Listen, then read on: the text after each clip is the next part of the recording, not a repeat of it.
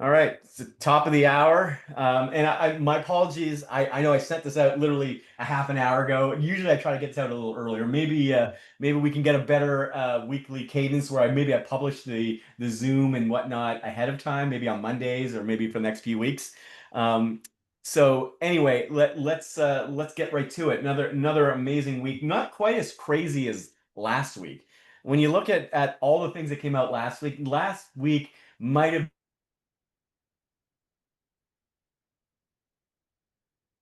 Oh, Reuben's frozen. Oh, There you you go. We guys, got you back. We got you And back. you're back. and my internet connection is unstable. Oh, I'm not live streaming this either. This week's is just I'm got a little too much on my plate. I'm not gonna live stream today, I guess. Hopefully I'm coming through okay. Um, so can you guys Yep. am I good now? You Yep. Not anyway. choppy now.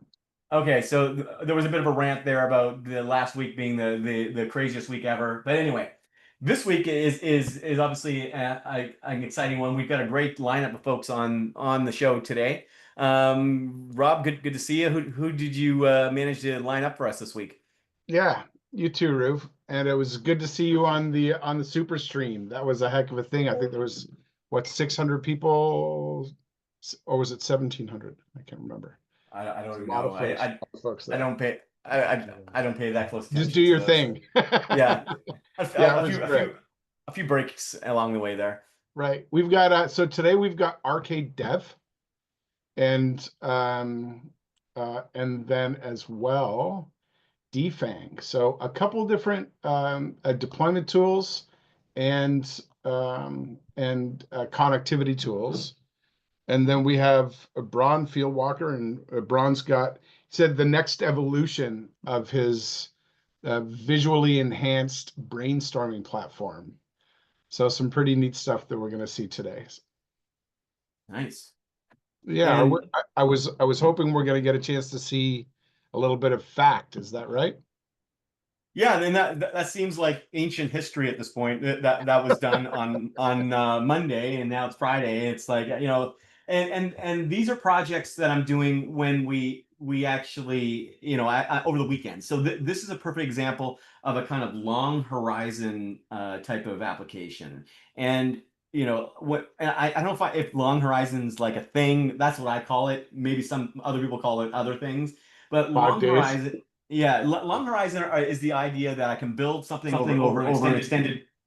Yeah, extended period of extended period time. of time. Oh, getting some feedback here. Hold on one Timu. sec. Emu. All right, sorry.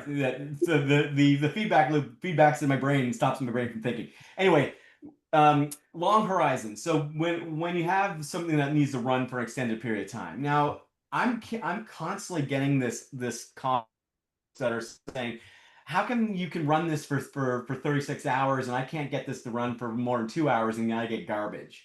This is something I've been struggling to answer. Like I don't necessarily know, the answer of like it works for me but doesn't work for you is an interesting one. And I think there's nuance in the things that I'm building and the way that I'm prompting it that allows it to sort of iteratively build these components. Now, when I'm using the idea of long horizon development, there's still a step-by-step process. I'm not just saying run for 36 hours. I might get to that point at the end where it runs for 36 hours, but to get to the 36-hour run, I'm actually doing several things that lead up to that. And the first is obviously some sort of deep research and structure that allows the system to follow a cohesive path, strategy, structure, architecture, and so on. So for me, that generally is like going and using deep research or something along those lines, right? Where I go out there and I figure out what I want to build. More recently, I've integrated the Context 7 MCP and Perplexity MCPs into the development flow as well, where it can go and sort of make a self-determination of what should be built and how in which it should be built. But when I get to the point of like, okay, I'm ready to build this thing, what I'm doing is I'm creating a structure.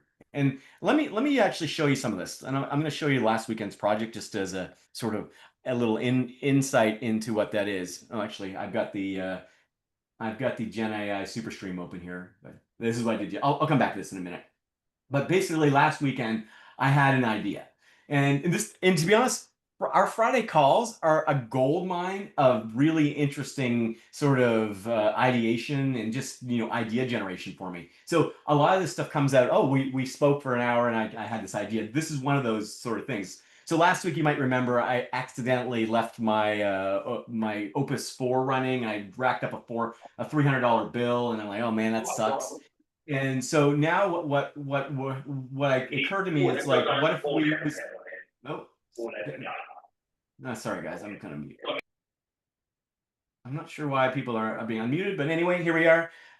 So the idea, I could use prompting or prompt caching as a mechanism to both improve the speed in which I can make requests, as well as lower the costs. And to be honest, RAG kind of sucks. 30% of RAG requests are basically wrong, and that's the state of the art. And so all those things were sort of, got me thinking, what if there was a way to sort of improve that? So, and then, so like I always do, I went in and created an initial plan. So in this case, we can go to the plans folder, and this is, you guys can always go and see this. What I want to really show you is kind of the idea, right? So in this case, we've got I think it was we got plan. So this is going to sort of go through the details of what I'm going to build. We've got the docs folder, and the docs folder is extensive. You can see there's a lot of stuff in here. Now this is all being fed in and recursively defined. So there's a project overview. There's various parts. So to build all this stuff, what I basically said is I set a number of phases. You can see the first 10 phases essentially was built. Then there was iteratively more components that were built, for caching and other things. And eventually, I wanted to integrate the Arcade.dev guys because I was curious how their system worked, and I wanted to give a little bit of I know they're going to give a presentation here in a bit, so I wanted to at least speak intelligently about how I could integrate third-party tools and structures. But ultimately, this ran from I think Friday evening until Sunday evening. So give or take around 30 hours or so, all told. The entire development process probably cost me around $100, but it built a substantial amount of components and a very complex series of components. Now, the most of that weekend process was actually the process of optimizing, benchmarking, and refining the architecture based on everything you see here. So you'll see here that there's a folder, there's a DB folder, so I'm loading test data, and there's benchmarking folders and other various things, and all this is basically driving the components that allow me to sort of optimize. So you can see I've actually kept all this for you just to sort of give you an idea of how I'm optimizing, but I'm just running tests over and over until I get the sort of output that is expected, right? So in this, this would be an example of one of the tests. I'm iterating how many concurrent users and cache hits. These are the things that allow the system to sort of bounce back and forth and recursion between, is it working? Is it working right? And how can I make it better? And so it's grading itself. And this is a key part. So of the 30 hours, probably 20 hours was just this self-optimization. So by the end of the process, and what I'm really trying to do here, this was an interesting idea, right? I thought that I could, prove the concepts of RAG to be smarter, cheaper, and more efficient.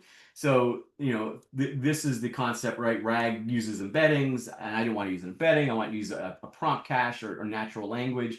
Then I want to make sure that it's periodically refreshed. One of the biggest challenges you have with RAG style implementations is once you have the index in place, it's okay. But if you're dealing with data that changes frequently, let's say like patient data or something, the fact it's not even correct is secondary to the larger the data set, the harder and more computationally heavy it gets. So I'm trying to solve several different problems. So I'm trying to solve the problem of retrieval, data freshness, accuracy, and cost and latency. So I've got 4 different vectors that I'm trying to solve here, right? So my basically speed, right? I did some basic benchmarking. I saw that on average I'm seeing around 2 to 5 seconds, to do the entire RAG approach versus 50 to 200 milliseconds to do sort of this approach. Then I needed to prove it. So then the rest of this is basically just making all this components work. And ultimately, what I use, let's jump to the quick example here. I know this is really technical, and this is more technical than probably you guys probably appreciate, but whatever. I'm gonna stick with it. All right, here we go. So then what I did is I created a series. I created a CLI, and the CLI rather than MCP, because I just found it easier to go back and forth. The CLI basically allows the system to interact with it programmatically. Right. So in this case, if I can pass variables and have it sort of optimize and output what's happening and get to that point where it's actually working. And the demo itself is the recursion. So you'll see here that I'm actually, it's doing quite a bit here, and you'll see a very verbose output, right? So I'm initializing, I'm using SQL-based approach, which basically takes language, natural language, and converts it to a structured queries language, which is SQL in this case. And then I'm trying to sort of optimize based on different structures, right? And the amount of information, the type, the sort of semantic customers, a happy growth opportunities, and things that would normally be done in a semantic search and a vector, I'm applying within the structure of more structure. And I'm also including security scans as well, because a lot of the times you don't want injections or you want guardrails. So I'm actually doing a threat detection as part of the process, but I'm measuring each part of the process. So you can see here that this ran in 0.6 milliseconds. So a human blinks, I think, 100 milliseconds, so 1/10 of a second. So this is happening in 1/10 of a human blink. And so it's ridiculously quick and fast. So to get to this level of speed, I had to run this, several thousand times, measuring things like my querying and my latency and all these various things. So what you're looking at is sort of a subsector of a long extended self-optimizing system. Does So let me retrieval pause for a time moment. scale with the corpus? Yes, exactly. So what that means is, okay, so now I've got the basis for measuring speed in a multidimensional structure, temporal, which is time and date, size, and scope and other vectors. I needed to say, well, will this scale as I get more data in it? Like, yeah, I can do this really fast with a record that has 5 results. Well, what does 5 million look like? So what this does is continually builds on it and optimizes as the data structure increases. So this is a glimpse of what self-improving AI looks like. This is a visual output, right? And so you can see it's creating queries and things like that. Now, to get let's get out of this for a sec. I'm just gonna run the CLI directly. This is gonna happen so quickly you're not even gonna be able to see it. But in this case, I'm just gonna grab one of these examples here. Let's scroll up here slightly. Like it happens so quickly that you won't even be able to see the, but I'm going to do it anyway. So here I'm just going to do a query, list all financial records for Q1, and of course it's not cached. Whatever. The prompt gods aren't smiling on me, but normally that would have been instantaneous, but for whatever reason I broke it, I guess. But basically this process is essentially creating again a reflective feedback. Let me go back to the previous version I ran. I used a bad query. Sorry, guys. And by the way, if something's going to break, it's going to break when you're doing the demo live. Here, let's use this query. So I ran it before the call because here let's do this one. I think this one's cached. I actually used a bad. I purposely include bad information that isn't. I just didn't know that I chose that one. So let's do one. What's the highest revenue quarter? All right, so that is one that's cached and instantaneous, right? So it's cached both locally and remotely. So this request won't cost me a cent in terms of the information I'm sending to the AI itself. So long story short, using this approach is both faster, more efficient, more effective, but most importantly, it's 90% cheaper because I've got direct control over the caching mechanism itself. Where if you're using the sort of default prompt caching found within these language models, it's kind of random. And the nature of language means that you could ask the same question in different ways. Like, what was the highest quarterly revenue quarter? You could actually ask that not only in different ways in English, but I could ask that in French or other languages. And each time I ask it with minor differences, the cache wouldn't be hit because it doesn't generally recognize that it's the same request. So a lot of the prompt caching that you're seeing in these systems are dedicated to the system prompt that guides the system, but not the user prompt that requests from the system. So this adds the sort of semantic context that says that you can ask the same question, a million different ways and get the same response, and I cache that.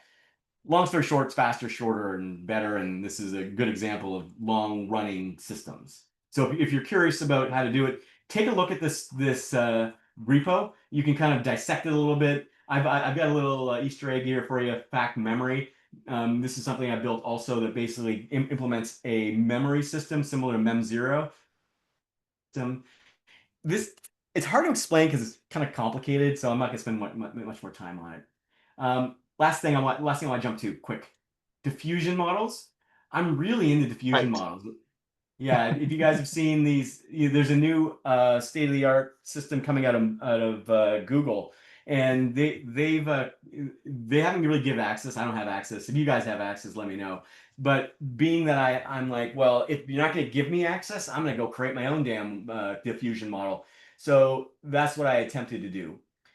So you guys can take a look at and I called it agentic diffusion because I call everything agentic apparently. I haven't really broadly shown this to the public yet, but basically I use PyTorch to create a diffusion model. So back to the examples I was showing you earlier of this sort of self-improving AI, that's exactly what I'm doing. So my initial tests, and I haven't run this on a GPU, so the quality improvements are going to be limited until I spend the money on a GPU. But so far, that even runs on a CPU, and I'm seeing a 20% increase in terms of capability and benchmarking. So basically, just for those who are not familiar with a diffusion model basically synthesizes a result from noise. So it basically takes everything. So if you've ever used like an image generator, like OpenAI or the image generators that you'd see, video generators use the same approach. They basically synthesize the result all at once, right? So when you get a video, you're getting the entire video. You're not kind of incrementally getting each frame. You're getting the whole thing, and again, it's done. Same goes for an image. But in this particular scenario, I'm synthesizing the entire code base. And because it doesn't use a context in the same way a language model does, I've got no limitations to the amount.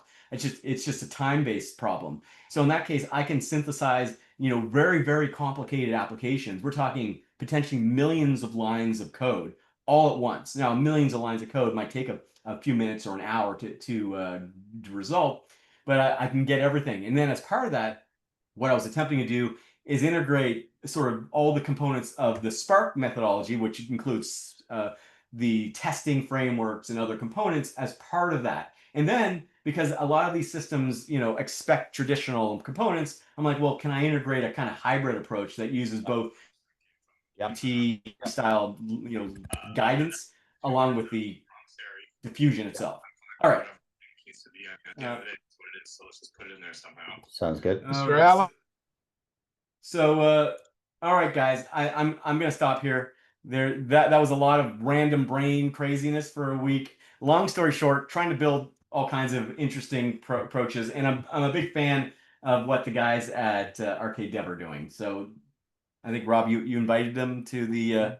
Yeah, I think we have Nate Barbatini. Hey, Nate, how you doing? Hey, Rob, Reuben, how are you doing? Good to see you.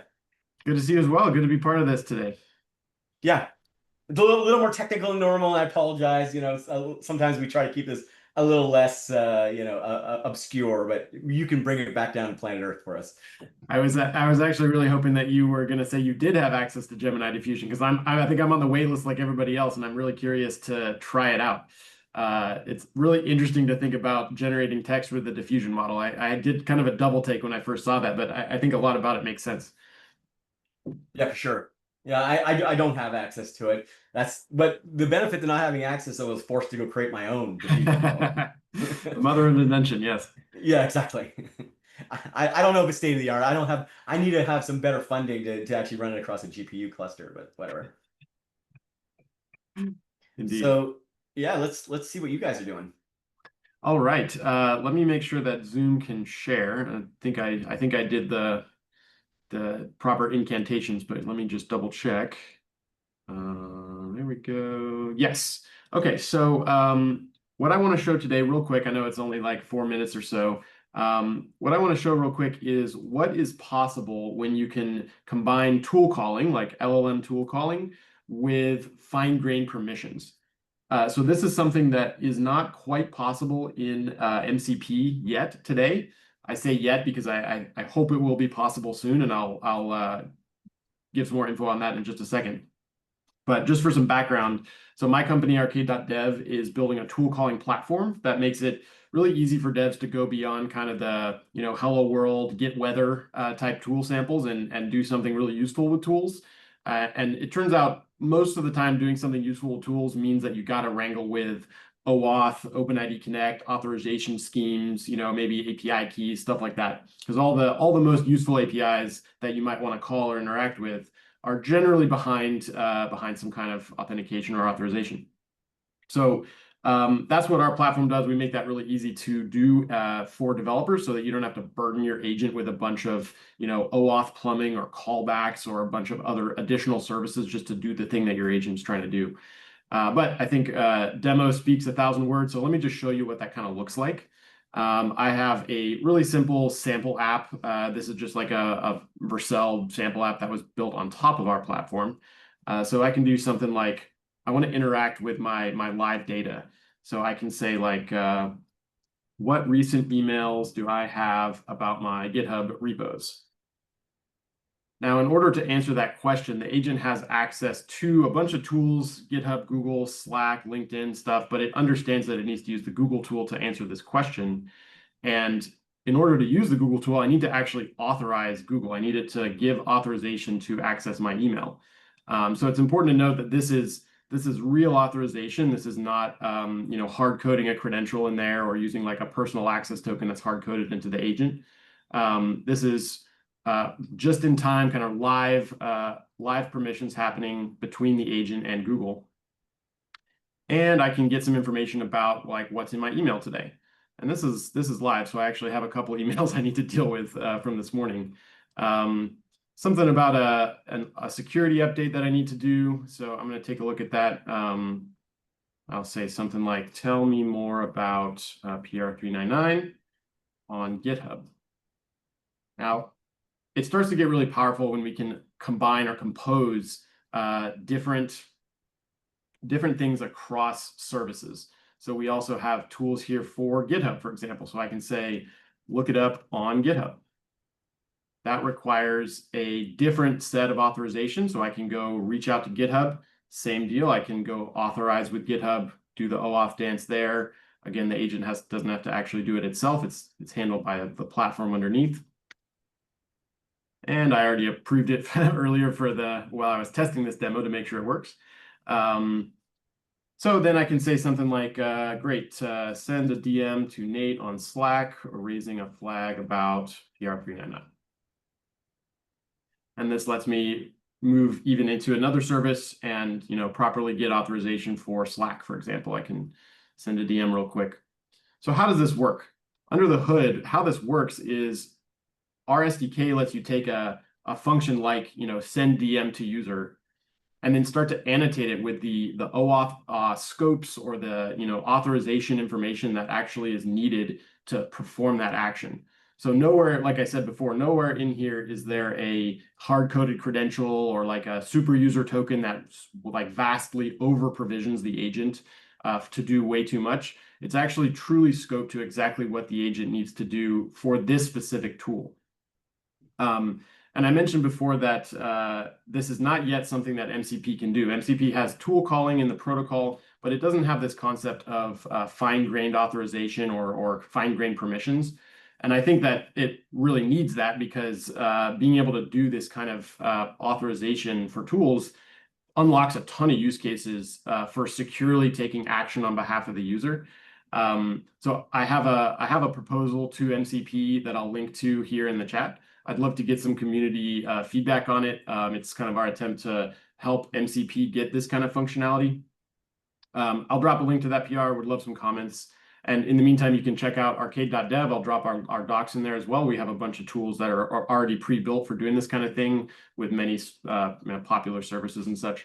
But yeah, that's a little demo of what we're building. And I'd love to get some feedback. If anybody has any questions or anything, I'll be around for a while. I see we had a question from in regards to how does your OAuth authorization and expiration work? Great question. How long is the OAuth authorization? Does it expire? That's somewhat dependent on the service. So every OAuth server has its own rules about, token expiry and whether they issue refresh tokens or don't issue refresh tokens. So part of it's up to the OAuth server. But what our platform does is it handles all the refresh stuff for you. So most OAuth servers will give you a refresh token to kind of let you have like a long-lived authorization. In that case, our middleware component just automatically refreshes that token for you, so your agent doesn't have to worry about it. As long as the upstream server says it's still okay, that the refresh token is still valid, just keeps refreshing for you. As long as you want to have that available to the user, it's available. Of course, unless the user cuts it off, that's a different story. It can always be revoked by the human, and that's super important as well. And that was something that I was struggling. So I as you guys saw, I did a rudimentary implementation of Arcade.dev, and a lot of what I was focused on was sidestepping the human interaction components. And for example, so I had to authorize it, by manually invoking like a link in my CLI or something. But what I struggled with was this idea that I actually don't necessarily want user input for, let's say, long horizon types of projects where it just needs to, 6 hours in, it determines it needs to go and do something and get something somewhere, and I'm not paying attention. And it stopped, and it basically says, you need to invoke this link, click it, go and approve it before it'll go and continue. Yeah. How do you get around that? Yeah. I think there's really there's two broad authorization models or approaches, and whether broadly speaking, like kind of just-in-time authorization, where there is like a human at the keyboard who can click on a link or approve something really fast. And then there's more what some people call like ambient agents or long-running agents, where it might actually go do something for, like you said, minutes or hours. And then that might be in the middle of the night. The human might not be around to go click something. So I think what's important is to be able to do both just-in-time authorization and also pre-authorization. So you can imagine if you're building a long-running agent or like a background agent, being able to say maybe on user onboarding, like the first-time setup, say, hey, this agent is going to need later, it's going to need to be able to look up this repo on GitHub, or it's going to need to be able to do this search or this API call. So go ahead and click the link now during setup, approve, or connect, so that the agent has those tokens, has that authorization available down the road when it needs it. Yeah, and so a lot of the agent systems you see are taking that approach where they sort of have an initial sort of sign up process. You authorize your GitHub and other sort of integrations, and then assuming that those integrations remain, then it'll just be able to leverage those. And a lot of the remote MCP services are doing similar things, like the Composio guys. Basically, they've got a little dashboard that you can go in and authorize. And I think you guys have a similar dashboard. Yeah. So.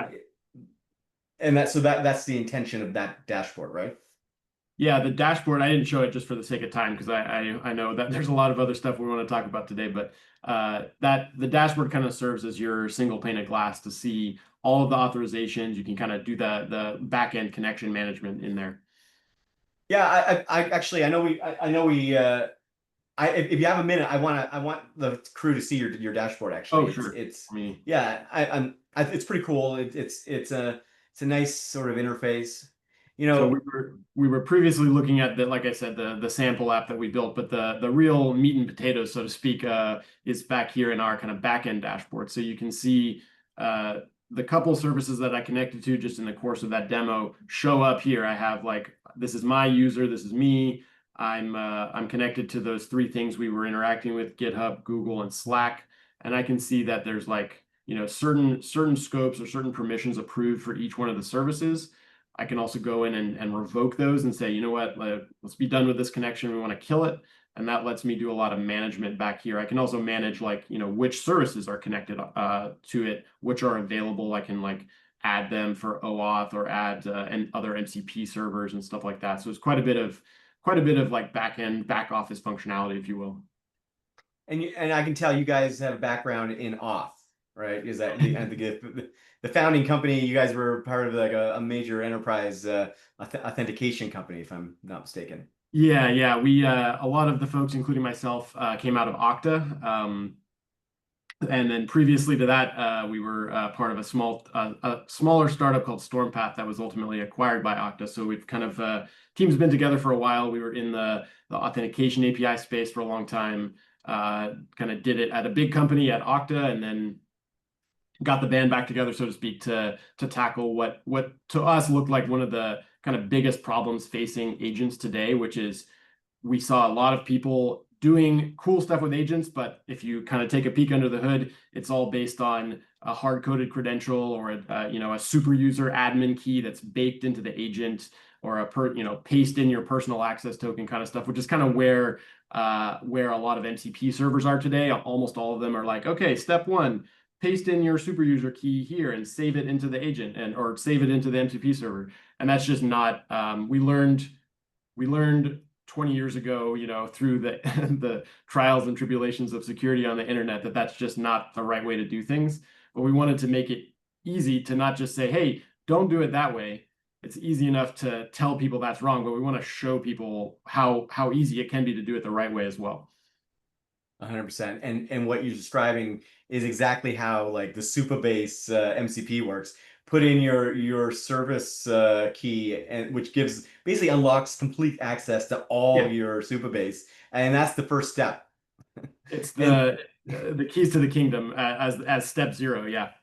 Yeah, exactly. So you're suggesting a more role and a more enterprise friendly stance. And yeah, make sure to share that PR for what you're doing with the MCP. At the very least, we can give it a spin. Absolutely, yeah. I think I'll share the PR in the chat. I think without something like an idea of fine-grained permissions added to MCP, every MCP server is going to remain stuck in exactly what you just said, like stuck as step one, paste in your super user token to get started. And I think if we're able to help MCP take that step into kind of the OAuth world, nothing like not reinventing the wheel, but just using all the stuff that was developed over the last couple decades in the internet to solve these kind of problems, it's very applicable to agents today. We just need to make sure it fits right into the agent world. So yeah, I think there's a good opportunity to add that to MCP. And in the meantime, it already works today on Arcade.dev. Shameless plug. You can check it out. The chat sample that I just was playing with is also public. You can try it out. I'll put the link to that in there as well. And how do you guys make money? Are you charging for this, or what's the business model? Yeah, we're planning on staying around for a while, so we do have to charge some money for something. Our platform is like free to try out, free for like hobby projects and for low volume stuff, but we ultimately make money on volume. So if you use our platform to power like a big agent that's doing a lot of requests and it's really unlocking a lot of usefulness for your customers, then we charge just based on volume. We have some like pricing on our website, and then for like big enterprise level production grade agents, we have, obviously we can have enterprise deals and enterprise support as well. Okay. I see. And one more question looks from Philip. Contextual auth aspect versus just-in-time auth. Can you clarify, what do you mean by contextual auth? Hey guys, can you hear me okay? Yeah. Okay, great. Yeah, hey, thanks for the demo. It was really interesting. I was wondering if you were thinking of looking at like a contextual analysis, like plugging that into a risk engine for more granular, let's say least privileged just-in-time auth. Is that something that you've considered? Is that a roadmap kind of thing? If I'm understanding right, like plugging it into like an enterprise risk engine type of solution that's making even finer grained decisions on authorization. Yeah, basically. And I have the enterprise case in mind, but as I'm thinking about this, it could be a task for a specialized LLM as well. I don't know. Oh yeah. How shady does this request look? 1 to 10. Yeah, exactly. Right. Yeah. Right. Like, hey, let's look at 100 data points and see. Yeah, that kind of thing. Yeah. That's And a actually, great question.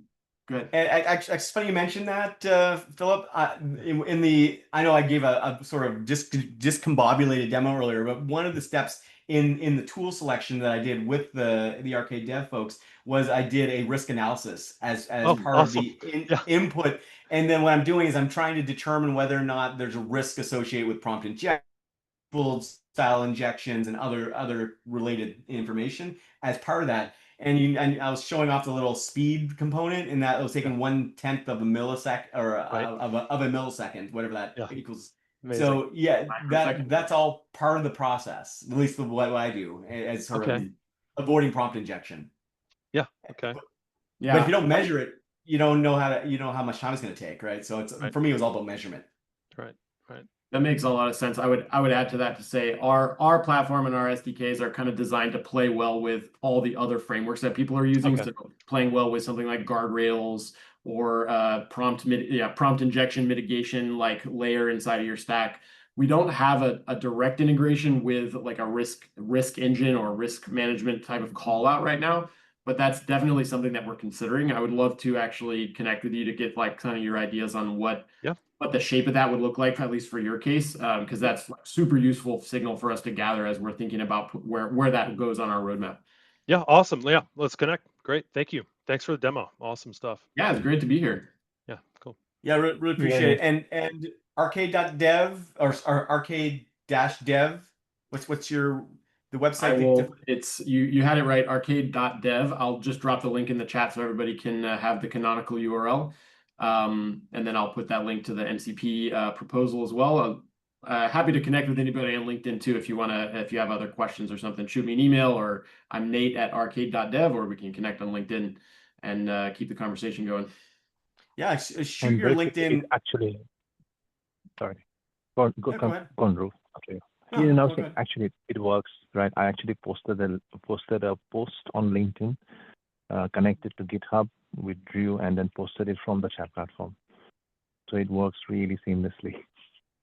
The only feedback is that the video posting, it goes as a link, but if you post it, the video generally comes up as an embed in LinkedIn posts, right?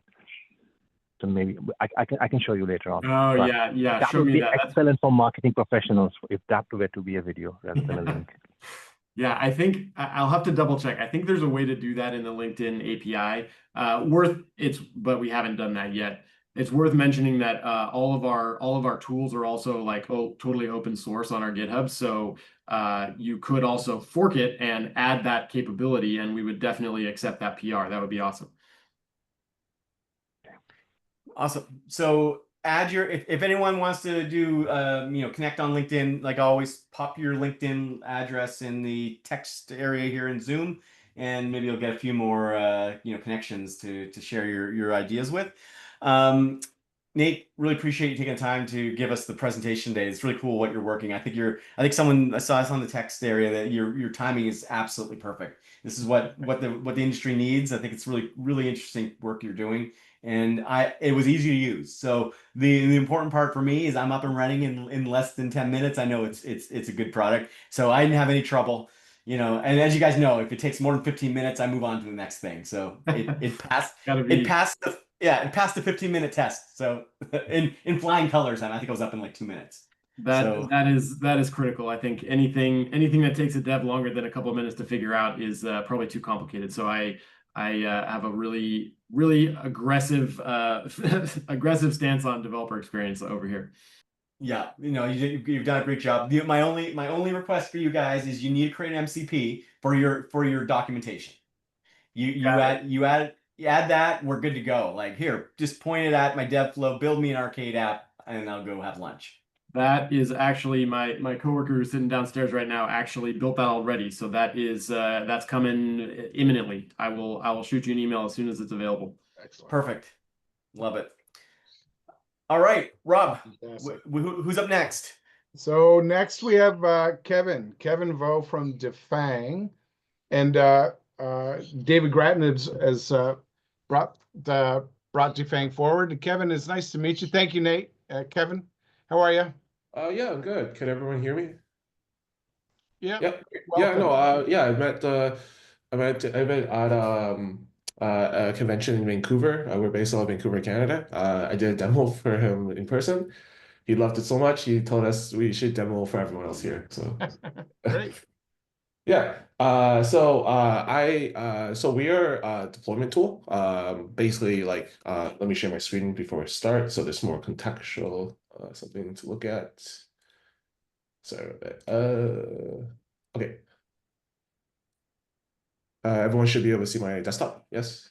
Mm-hmm. Yeah. Okay, great. So this is our website. We're called Defang. Develop anything, deploy anywhere. That's what we do. And we have a MCP tool, but we also have a CLI tool, how it first started. So I'm just gonna not waste too much time because I know we have a time constraint. So we're just gonna go forward. If you wanted to see our MCP tool, you go to docs, and then right under concepts, there would be MCP server. I will give this link so you don't have to go like searching for it, but I'm just showing you could get from our main website. So we basically, like a lot of people, they vibe code, or maybe they're not so technically versed in like deployments to like AWS, GCP. So they're kind of stuck to Vercel or Lovable, right? Like these vibe coding like websites, right? And you're kind of locked into these like these clouds now with Vercel, and they're like kind of the middleman. Like I think Vercel uses AWS behind the scenes. And at that point, they're kind of like they're charging you, and you're not sure what's like your actual cloud cost, right? They're just kind of like charging you then for their cloud costs and hosting it for you. And also like when you're using their platform or like Lovable and stuff, you're locked in. So there's this whole market with like other VS Code, Claude, Windsurf, Cursor that don't have easy ways to deploy, and you're kind of like have to know DevOps like information, like how do I start EC2 instance, how do I after finish this like bring online. So we made an MCP tool that can plug into your Cursor, Windsurf, all these things, and once you finish your project, you can just say defang up, and it'll bring it to the cloud. So there's no finicking with like doing toggles on AWS, like learning how to like use like the portal, and then we also do GCP and stuff. But for right now, our tool only supports Playground, but multi-cloud is coming in the future. And our command is really easy to install, so I'm just going to show everyone how to use it today. So depending on what you have, we have the 4 IDs. We can easily add more. But right now, I'm probably going to use Windsurf today because I've been using a lot of them for development. And the one thing I don't like about MCP right now for the spec is because these we could build our own MCP like clients, right? But the thing is like it's not really far reach. So we're kind of at the mercy of these like big names that to implement the MCP spec, but they're kind of slow. So like like MCP has like resources and like prompts and stuff, right? But these clients actually haven't reached that point yet. I think most of them just reach tools right now. So I want to develop more on MCP to make it better on our server side, but we have to wait for the development side. I think streaming is the biggest one I'm waiting for. The streaming MCP protocol.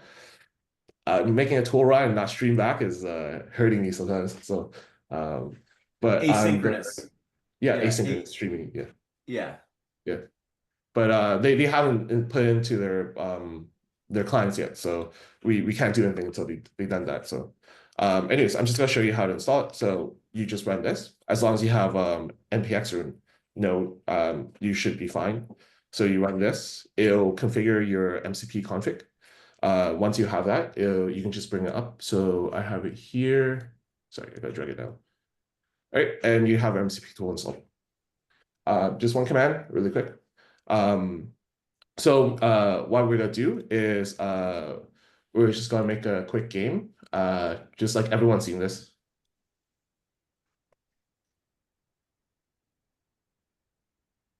Just a quick, simple snake game with React.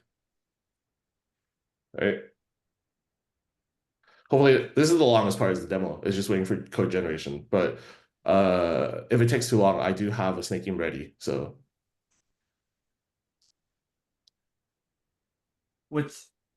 so I'm trying to install it while you're doing your demo, and I'm getting hung up on the login here. It doesn't seem to respond. Can I pass a key or something directly? sorry, can you Are you running this exact same command here? This one here?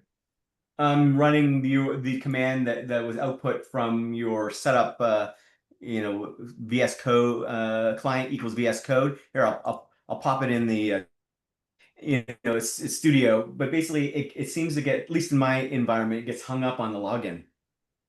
So I'm just wondering, I think you jumped over the login quickly. I just want to make sure everyone is able to get past the first step. Did you put into the chat? Sorry, I just didn't see it. And maybe I can help you. Yeah, Leo is also one of our team members. He's our CTO here. So yeah, maybe I can help you, Ralph. Maybe Kevin, you can continue your demo, and maybe I can help Ralph. okay, yeah.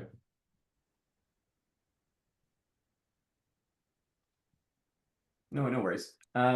Keep going. So what's being requested from your, like, what are you getting from your MCP? Like, what data is coming back? You're providing like a knowledge base. Like I see you've got a few different endpoints here. You've got this idea of deploy, destroy, and login. Yeah. And so what's happening with deploy and destroy? Yeah, Well, I guess so there's services too, I guess. Yeah, exactly. So basically, deploy is what happens is well, our engine relies more on Docker, so your application has to be Dockerized, but usually the LLM will just package it for you. If you can't, you should just, it's better if you write your own Docker file. I mean, most places do. So let's see if this starts. Most people do Dockerize the application eventually, right? So just it avoids, like, it works on my machine, doesn't work on your machine. And what happens is we have a compose file. So if you have multiple services, like a front end and back end and database, we're able to deploy the whole stack in one compose file as well.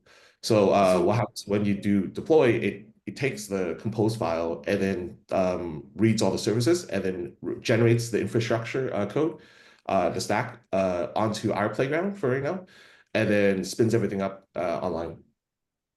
So let me see if I understand. So you've got a playground. So you're hosting this in some kind of serverless environment or Dockerized container environment that you're deploying my application to, and then you're providing a means of easily gaining access to it. Yeah, kind of like, yeah. Well, during the demo, So- you'll see like a portal will come up and like a whole interface will come up, and you'll be able to see like the whole way to like retrieve your URLs and look at the deployment and everything. So why? So I'm going to ask you a straight question here. Why not use something like Vercel or Fly.io or even AWS to do that? Well, if you use if sorry, I can answer that, right, Kevin, if you want me to. Yeah, you can do your demo. So the tool is actually that, right? We create the infrastructure code based off of your Docker Compose file. That's kind of what the tool does. The playground environment is just to get you up and running in no time, and you don't have to have AWS accounts or Google accounts and stuff ready. So that is really a playground to show what the tool does without you having to trust that we are going into your account. But the tool itself goes to your account. We deploy to your AWS account, to your Google account, your DigitalOcean account. That's what the tool does. And I want to also clarify, we generate infrastructure code under the covers based off of your project, but that is not actually done with an LLM. So we do have this MCP server that is our new, kind of the main interface, has become the main interface to our tool. But the actual engine that does the conversion from compose to infrastructure code is all rules based. So which services do I need? Do I need a GPU? Yes or no? What compute do we pick? All of that is just rules based per cloud, right? So you could deploy to Google and to Amazon the same project. You wouldn't have to make any code changes. So I think the question I have really is why wouldn't I just use the AWS MCP or the Vercel MCP or whatever the infrastructure I'm using MCP? It seems like you might be the man in the middle, and so how do you avoid being that man in the middle and any kind of security concerns that might come from that? The name Defang is actually especially that, right? To get away from the fangs. So we want you to be able to build projects and not be tied into one of the hosts. So that is kind of where the whole philosophy of the company came from.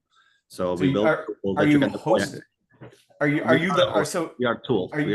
We do not want. You're not the. Okay. All right. I'm I guess in the most simple terms, and I'm not trying to be difficult with you guys because I see a lot of this stuff every day. I just want to figure out like where you over like a native MCP for whatever service that I want to deploy to. Like for example, the most obvious one maybe like the Docker MCP or something, or just getting Windsurf to create my Docker file for me and clicking. That's fine, right? That you up. should totally use that. But then when it's time to deploy, Docker doesn't help you.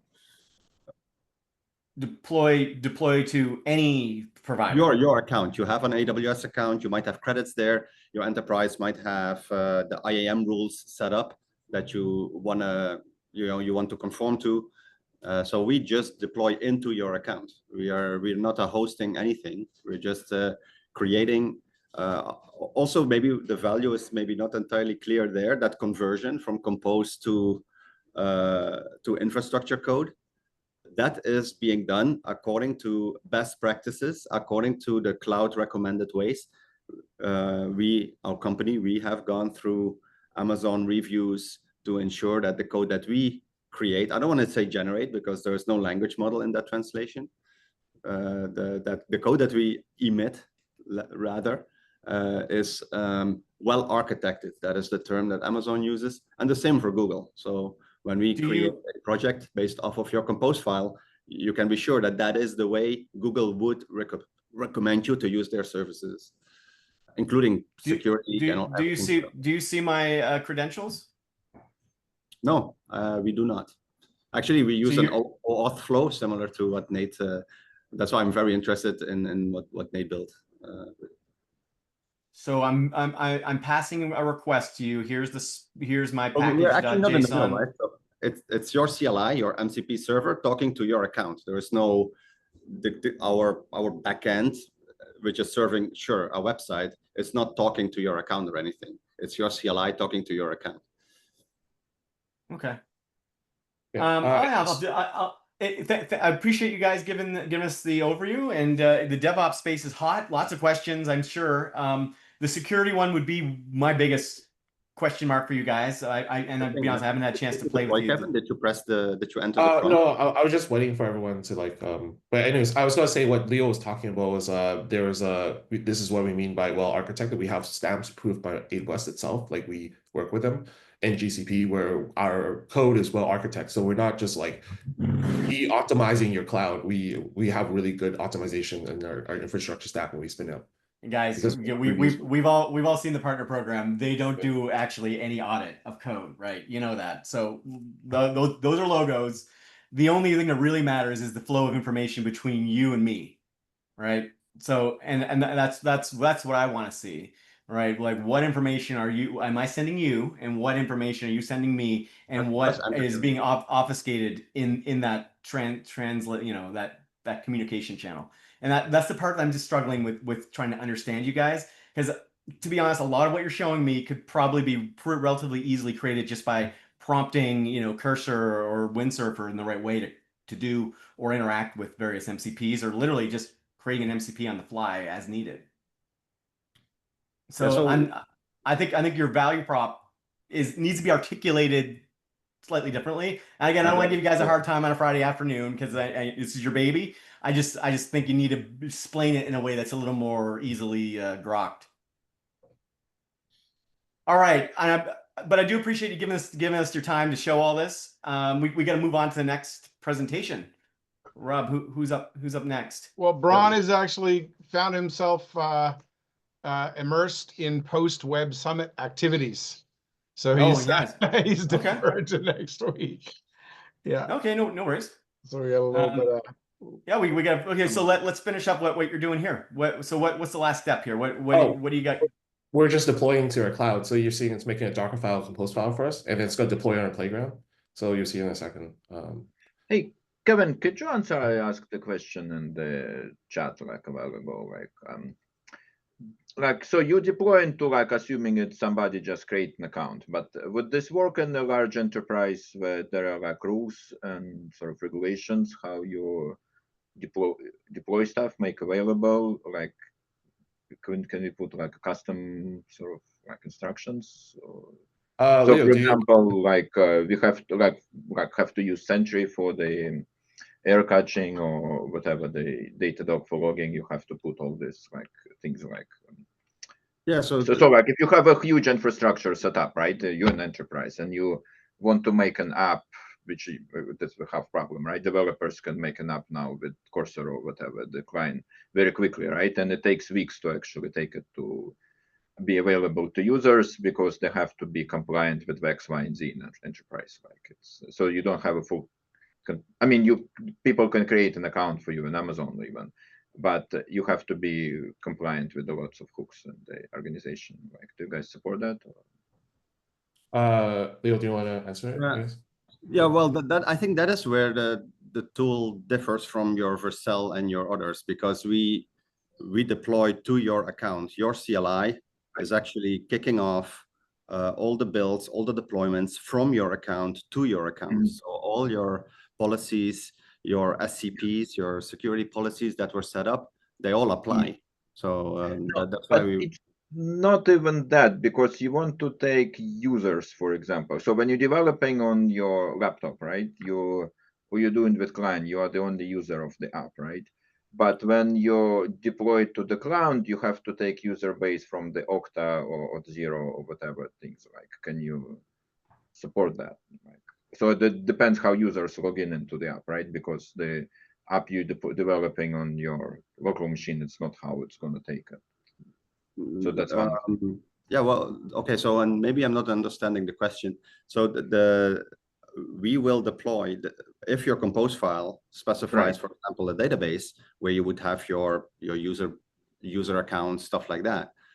No, but they have to use Okta or Auth0, like, so it's not that the database with user accounts you go, right? It's the authorization service you have, and you only hook up to that. At that point, those become configuration values to your application, right? Once deployed, it will use the Okta, whatever has been configured by yourself or by your team in the cloud. It will use whatever configuration you have. So there's enough configuration. Somebody has to configure the Okta for this application, right? They need to create an application there, so this it's at that URL, and like this user group is like, so does it still have to be done manually, and somebody has to like bug the DevOps team? Or it sounds like that depends whether that is done in the same compose file. You could probably do that in the same compose file, or no, you cannot do it in this. Okay, I guess because you cannot do it on the same compose, because when you're running locally, you don't use these things, right? Sorry, Vlad, we're just yeah. Right? Okay, you will get. I get it. Yeah. So sorry. We're closing up on the top of the hour there, Jen. So all right, I'd like to invite everybody to connect and continue the conversation for sure. And then we'll have a chance to explore a bit more over the course of time. But welcome, guys, and thank you for getting the demo ready, and for being here today, and Nate as well. I know there's a lot of stuff yet coming that we want to see coming for next week. What do you think you have on the board for next week, Reuben? Well, we've got the Toronto, another one of our Toronto meetups happening. So if anyone's in Toronto, Canada, you're more than welcome to join us. We're downtown at the Tribal Scale offices on John Street, just near the Rogers Centers, where the Blue Jays baseball team plays. Right in the heart of the city. I think we've got, how many people we got signed up now? We're close to 80, I think, for that. Yeah, so, that's right, and that's 6:30 Tuesday night, and absolutely everybody is welcome. That's the second Toronto in-person meetups. It should be a lot of fun, and there's some really, it's great because in the first one last month, Reuben, there was a whole bunch of new nobody had used Rue codes before, Rue Spark, so they get introduced to a new set of tools. It's going to be really interesting to see them coming back after a month, and what kind of questions are emerging. It should be really neat. I've been playing a little bit with the new updates to Cursor, which are really interesting. They've got this sort of asynchronous agent capability. It's rudimentary, to be honest, and it's actually very similar to, for those that played around with my Spark 2 implementation, where I have a kind of asynchronous agentic development flow for coding. They've implemented a similar approach, although not quite as in depth. But it's interesting because they've integrated directly into the cursor UI, which is kind of cool.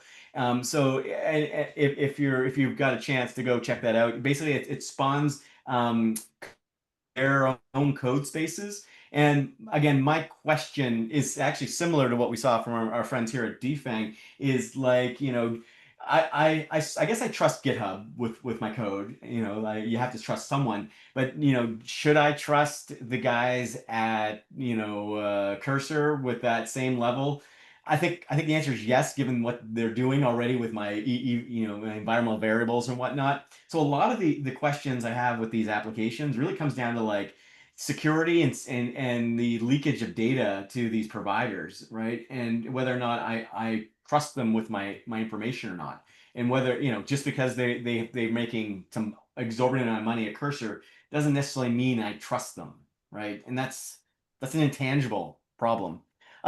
This is the open part of our call. So if anyone has anything they want to talk about, the demo, display, show, whatever, this is your chance. Would love to see what you're up to. Feel free to. Rob, I would like to pick your brain on that last one. Like, what would you consider a good amount of trustworthiness there? Like the OAuth, similar flow to OAuth. That is kind of what the flow that Kevin showed, but I don't think it was clear to anybody. There was a login step there that opened the browser and returned to the MCP server logged in. Yeah, and for me that failed. By the way, it doesn't work in at least Rue or Klein. Okay, yeah, so I would love to. Yeah, most to be honest, most MCPs, if I have to invoke a CLI to open up the URL, that's kind of problematic for agentic flows. So and I think I mentioned this to the guys at Arcade earlier as well. I think the better approach would be to let me just pass a key.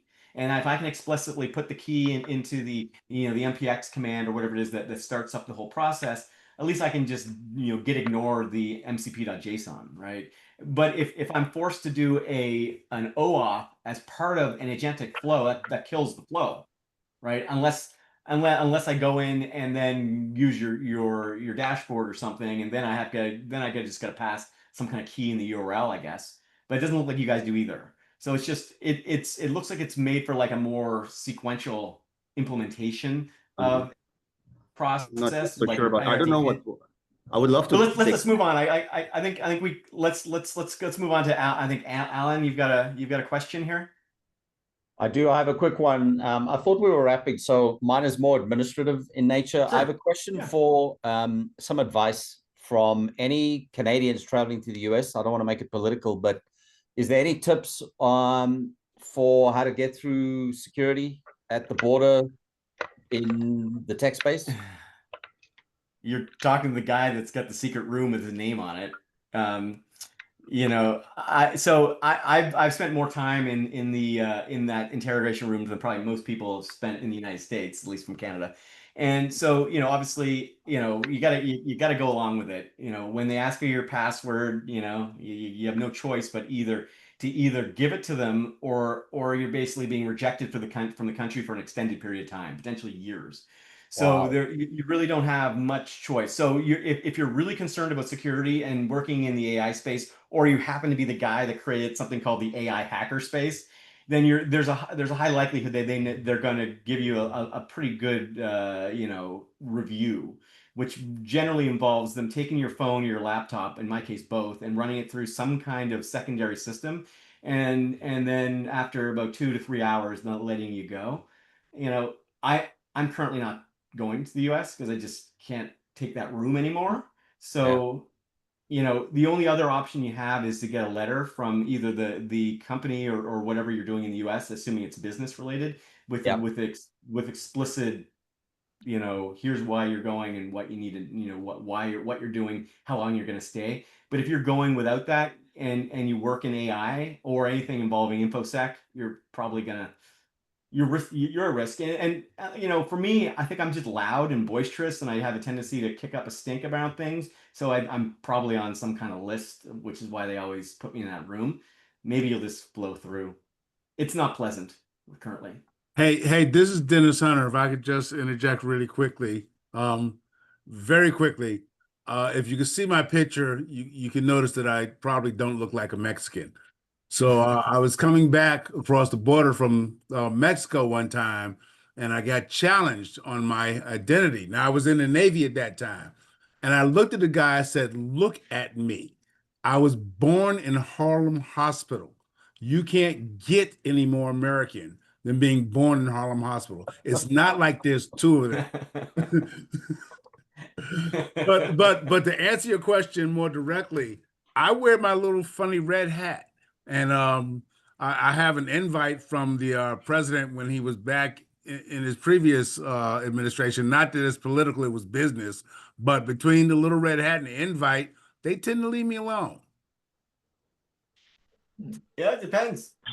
You're also American, which is different. Like I think Alan, you're not American, so you're looking at it. Yeah, it's ambiguous. Again, this is not meant to be a political statement. It just is what it is, right? It's ambiguous, and that's the challenge we have right now, especially for the type of work we do. Well, the beautiful thing is, and trying not to be political myself, I always remind myself that this is a temporary situation. And, this will not last forever. Yeah. We have this thing called the midterms coming up in the United States, and I believe that will change things. Yeah, well, the dust will settle, and the best advice probably is do everything properly, play by the rules. If you're going down by work, make sure that you've got all the proper credentials, and if you're going down for a vacation, keep your hotel bookings. Yeah. Most people, let's be honest, most people have no problems. Like I'm the exception to the rule, and that's probably mostly my own doing. But I think most people on this call, I would say 99% of people will have no issue at all. Yeah. Yeah. I Also, I don't that. know. Yeah. So my past experience, I only been one time in that interrogation room. I was driving from Montreal on rainy weekday afternoon, and the shift just started. So I was the only guy on the whole highway, and they just saw me and said, "Hey, like we're bored here. Let's have fun with this guy." But I think time of day kind of and like how busy they are, it kind of like plays like a role in that. I have a tech question. Happy to move to tech questions. Yeah, so at least once a day, I type in AWS SSO login in my command line window, and it pops up a browser. I have to relog into AWS. Is this tool that we were looking at earlier, Arcade.dev, can it help me there, or is it at some other layer? Why are you using the SSL login directly? Are you going to an EC2 instance or something else? Well, okay, here's the back up one step. Several times a day, I want to type in AWS S3 LS and to look what's in a bucket, or I have a script that does such to see what's in various S3 buckets, which kind of orchestrates how our cloud service works. So, yeah, for those scripts to run, I need my AWS command line credentials cached, and make a new IAM role that only has S3 read or list object access, and use that. Or use a key. Right. There's lots of that feature you're using is kind of like a simple way to do the export within your environment, I think, if I'm not mistaken. So what you could, and that has like an expiration on it, probably a short expiration, I would guess. So you can explicitly create those keys and define the expiration as long as you want. Okay. So yeah, there's, I would say that you could. There's also a number of different AWS MCPs that do exactly that. They help you manage your AWS infrastructure. If you are going to use one of those tools, make sure to use the ones that are studio, not remote. Those remote ones are basically stealing your information.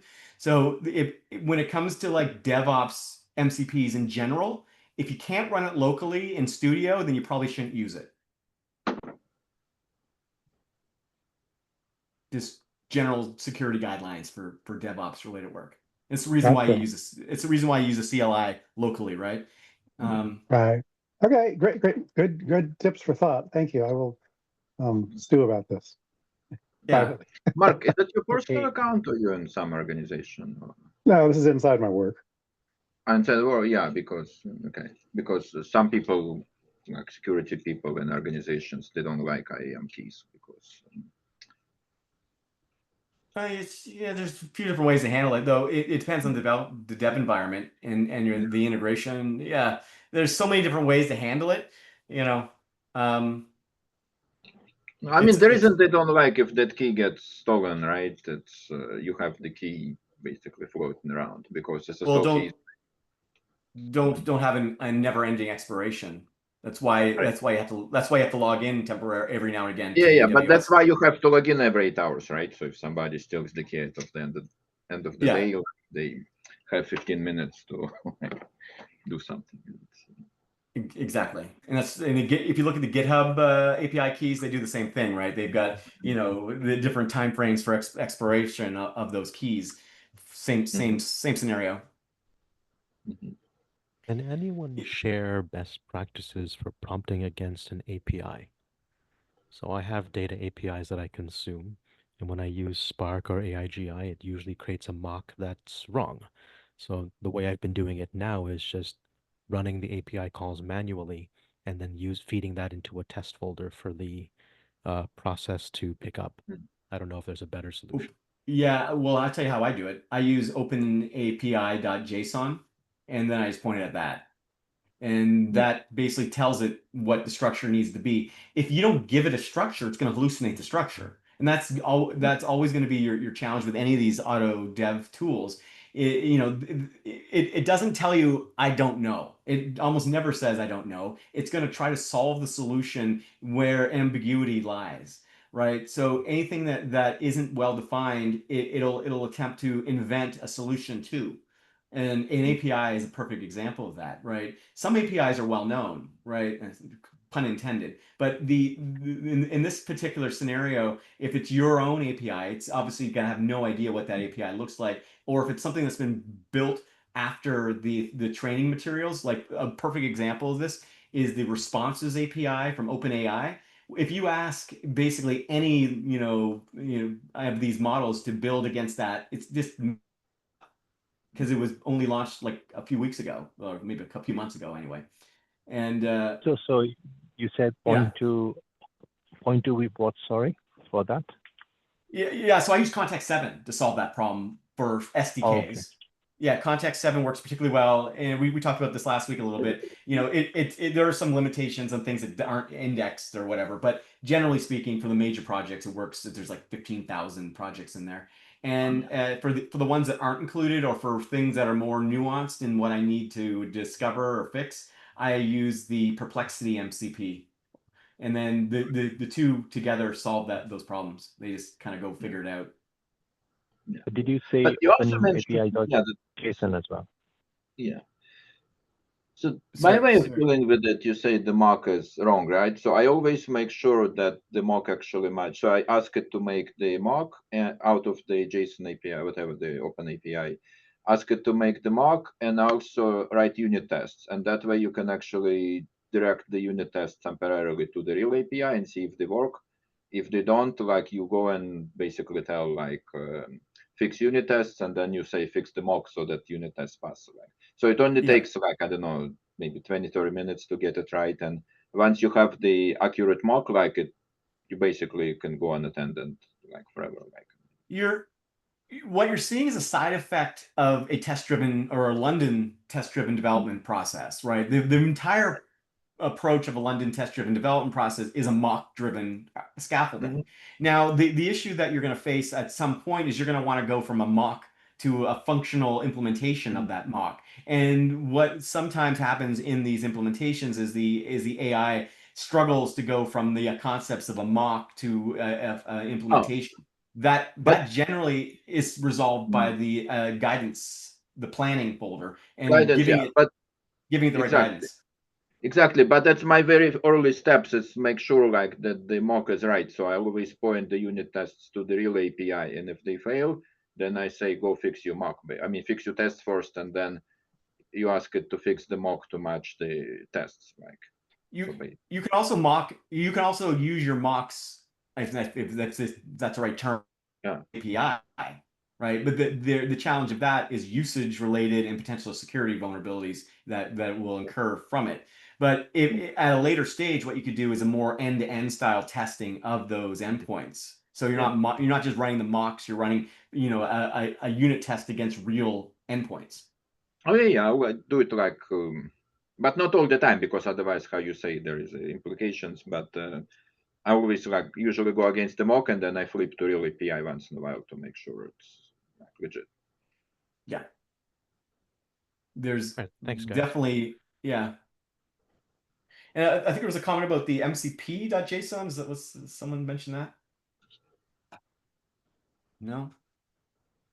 Yeah, there's certainly lots of you know, considerations right now in this, and I think the one thing, and I sound like a broken record, but the one thing I want people to sort of remember is most things aren't going to run for extended period. Like when you look at the things I'm running, most times the longest things I'm running are 2, maybe 3 hours tops, mostly like sub 2 hours, and then I'm reviewing and looking exactly what was built and then deciding either to spawn a new orchestration or to revise what had previously been built. And so I'm taking an active role in whatever that is being built throughout the process. You're never going to be in a like, go build me this thing and let it run for 3 days. It's just not feasible, right? Oh, so get some clicking there, guys. All right. Yeah, we're almost out of time here. Anything else you guys want to cover? Anything exciting you're working on? This is your chance. Very quick update, Rube. I think I'll speak separately, but very quickly, we probably have another event around mid-June here in London at Greenwich University. So I will, Ben or I will, one of us will be in touch to chat about that with you. Okay. Yeah, the last one went really well. I think the biggest takeaway we've had for some of the events that we've done, yours and the one in Toronto, oversubscribed. When we noticed that there's a pretty high drop off when it comes to free events. So if your venue can hold 100 people, get 250 people signed up. Also, I'll just throw out that Stockholm is now got a tentative date for June 17th. And Willie V3 and some of the folks I know, Ocean, you're in New York City as well. Willie V3 is pulling things together for a New York City event as well. And then Toronto Tech Week is June 24th here in Toronto. So lots of stuff going on. Vincent, I'm going to be hammering you for a Normandy date. Yeah, the D-Day.